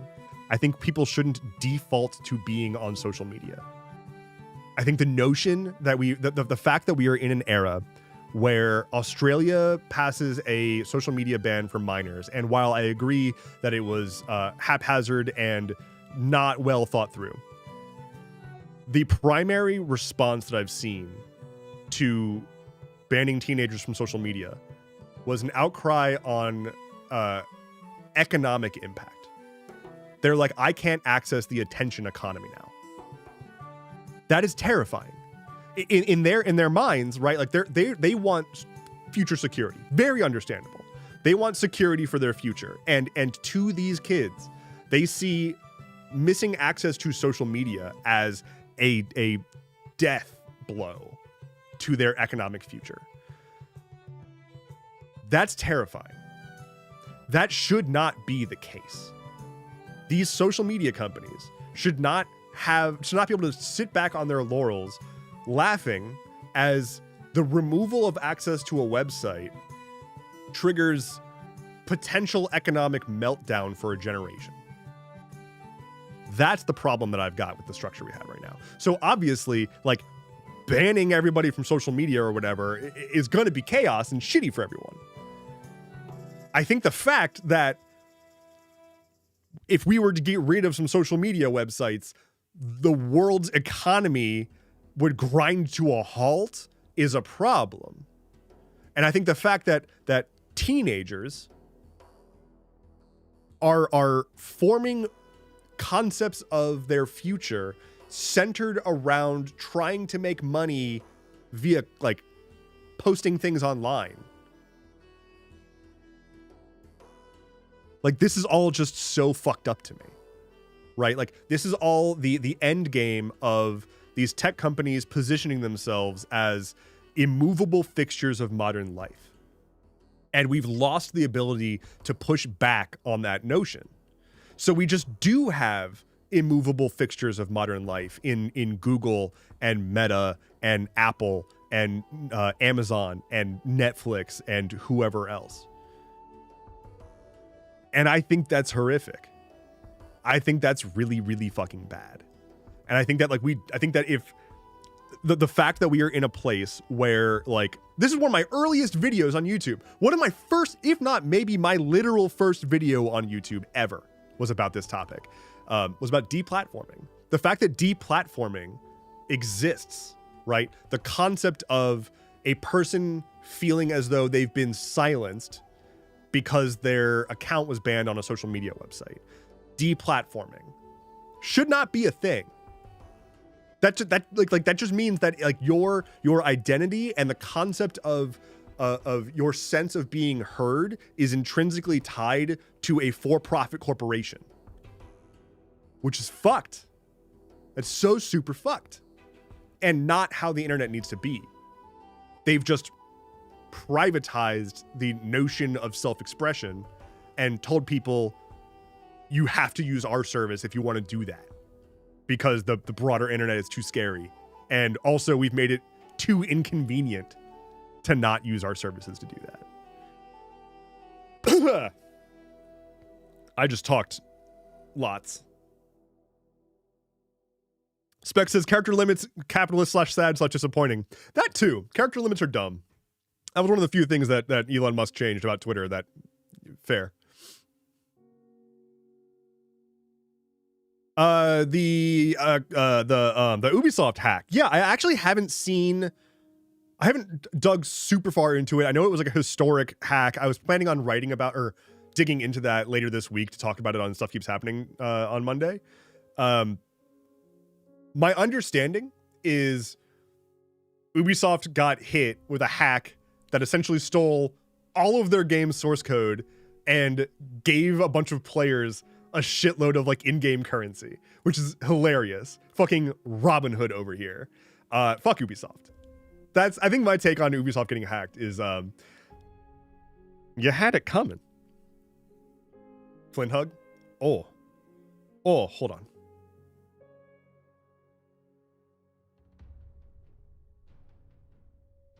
Oh, look at this curled up pup. Oh, look at this curled up pup. Hold on.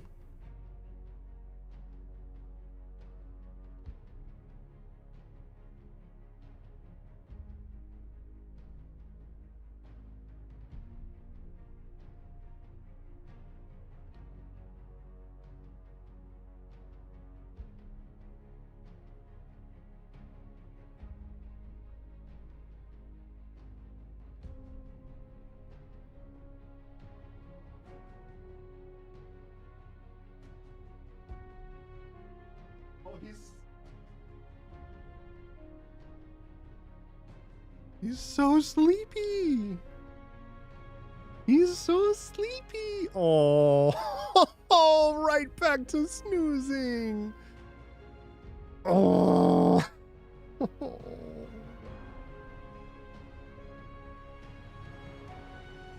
So good. What a good dog. Anyway, yeah, if Ubisoft got hacked, lol.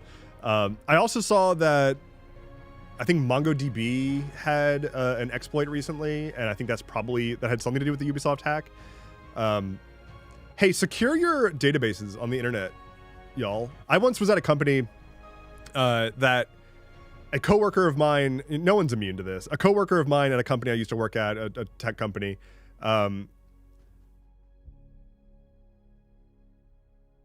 she was a really, really good developer, like really, really, really good at her job. One of the best that I've ever worked with.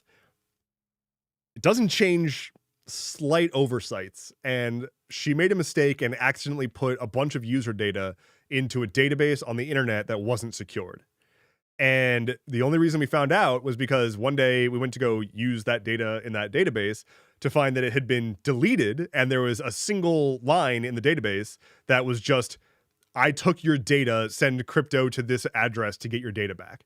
And thankfully, it was a copy, like it was a clone, but it was a bunch of user data. And so like we had to send out a thing being like, we just leaked a fuckload of your user data. And like she felt terrible. Like she was visibly busted for a while after that because it was a very silly mistake, but like it does happen. That's a real people will sometimes just accidentally put a bunch of info on the internet. There was that thing recently with the fucking flock cameras. Hold on. Flock cameras open.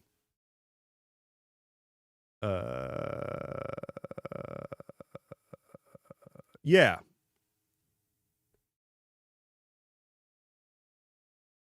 Uh, 404 Media, always doing amazing work. Flock exposed its AI-powered cameras to the internet. We tracked ourselves. This is a journalist recording a video of themselves on one of those Flock cameras, those cameras that police departments are installing all over the country that track cars and people, and they didn't secure them. So these were publicly accessible. So there's just AI-powered security cameras all over the place, and a decent number of them were publicly accessible on the internet. And so this journalist, to prove it, got a recording of himself. It's wild.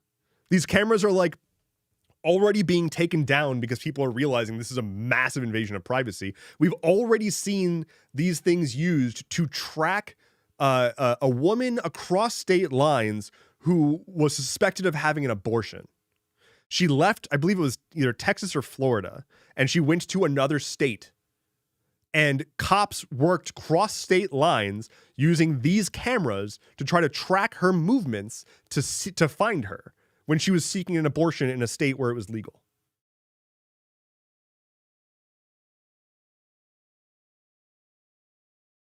Hey, this is a bad idea.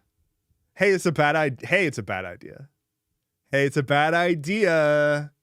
And this is what I'm talking about. Full circle, back to the very beginning where I was like, yeah, I'm a fucking extremely far left person. Why do I have more conservative views on checked government power than a conservative, right? And I mean, the reason is because I think that we should, like, all hierarchies should be self-proving, and our current government is not doing that.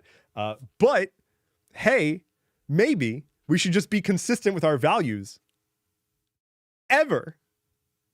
And maybe if our values are, I want to be left alone and the government shouldn't have a hand in every decision that I make, maybe we shouldn't have the government, saying things like you can't kiss boys or access medical care or feed people. It still blows my mind that you're not allowed to legally feed people just because you want to. Like, you can't just go set up a food stand and feed people. That's illegal. And lemonade stands too. Anyway, the last thing I have on my list of topics is just the word eepy. It's just the word eepy. The reason for that is because I slept like trash. So I'm gonna go. I'm gonna go take a nap, I think. That's a name for your next video series. Hey, it's a bad idea. That's pretty good. I was thinking about doing a series called Technology Boy. Like, instead of Tech Bro, I'm a technology boy. I just like explain tech stuff, but that's good too, because most tech stuff is a bad idea. Anyway, go celebrate the New Year's. I will be hopefully fast asleep by the time midnight rolls around my time. So, y'all, thanks for... Actually, I'm going to stop and say this real quick. Thank you all so much for this year. I cannot put it into words. That this has been a transformative year. I've said before that I had a goal of reaching 20,000 subscribers on YouTube by the end of the year. And I'm coming up on 60,000. That is mind-boggling. And I'm going to keep trying to do stuff to make good shit for everybody.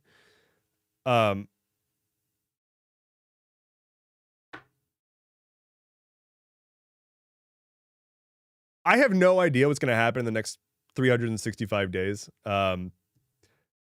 This year was crazy from a news perspective, and then, life and me and everything else. Despite it all, I remain optimistic, and I look forward to making some interesting new shit for y'all in the new year. And with that, I'm a peace out. Here's the dog one more time. Praise. That's not the dog. That's the dog. There's the dog one more time. Take care. Be well. Hug someone, and Praise. I'll see you in a year. That's always funny. Anyway, see you on Friday. Bye.